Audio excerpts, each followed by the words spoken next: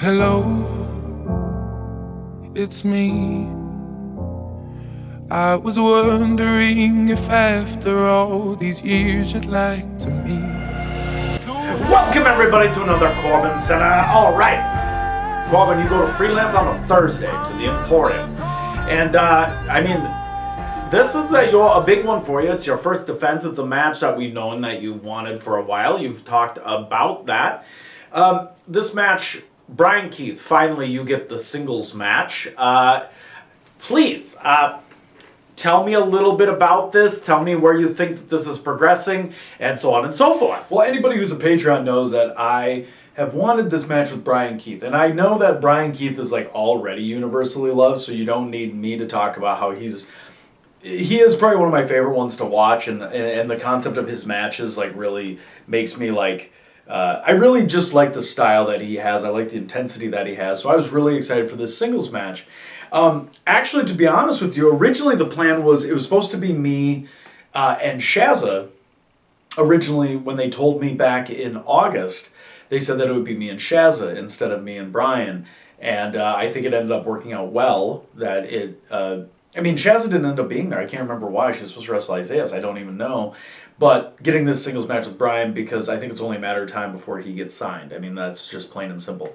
But with that said, I liked this match. I think I actually shockingly liked our triple threat more. I did enjoy this one. I feel like the match was good. I feel it leaves the door open whenever you have kind of a non-finish, me grabbing Perch and throwing him and getting DQ'd. Because DQs don't happen too often at Freelance, but I think it just solidifies me as a heel. There's not a lot of there's a few, like GPA and Laney, I think. But more so are tweeners or heels that do cool moves. Trevor, once he gets back, will probably be one of those guys. But I think it kind of solidifies him down the road. But also at Emporium, like if this was Logan Square, I feel like it would be much different. I feel like we would have had a little bit different of a match where we kind of went a little bit more balls out at the triple threat. But this one for the Emporium seemed to be really good. I don't think anything was bad. I really liked it. And again, I really enjoy wrestling with Bryan Keith.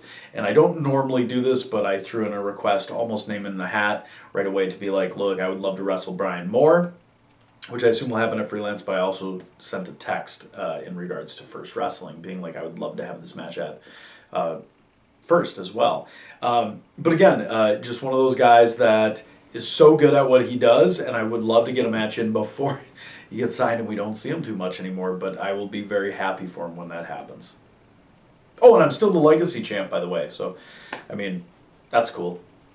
Well, ain't that just swell? I think that's amazing. I think this is great. This is a great opportunity for you.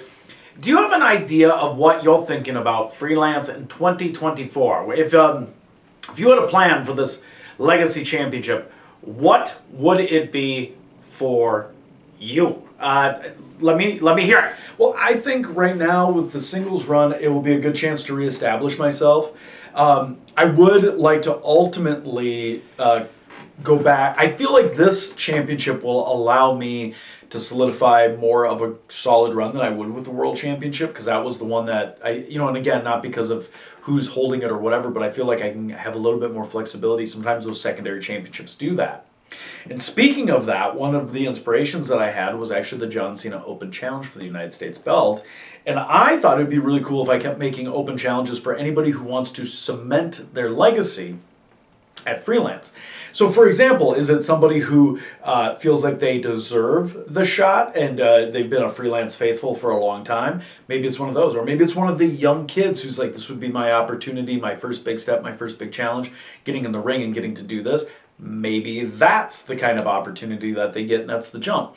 But that United States Open Challenge was cool because it was always random, and it was always like, you just never knew who it might be.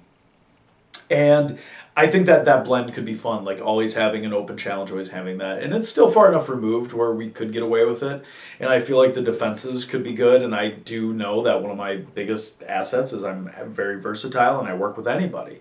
So this would work out really well in my favor and would for a variety of different opponents. And I think it would give some guys an opportunity to showcase what they can do against me, especially if we're at Logan Square often. So that would be my plan. That would be my thought. That's kind of where I want to go from here. I don't know.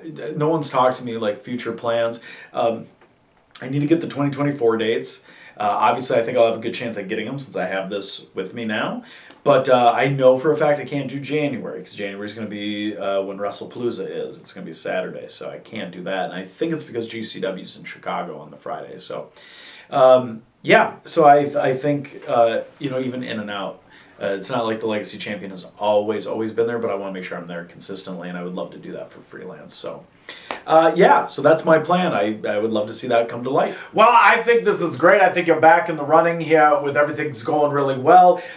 You're kind of at the top of the mountain again, which is where I think you deserve to be. And I look forward to doing more CorbinCenters here as we talk about Freelance. But we still have more CorbinCenters to go. Stay tuned.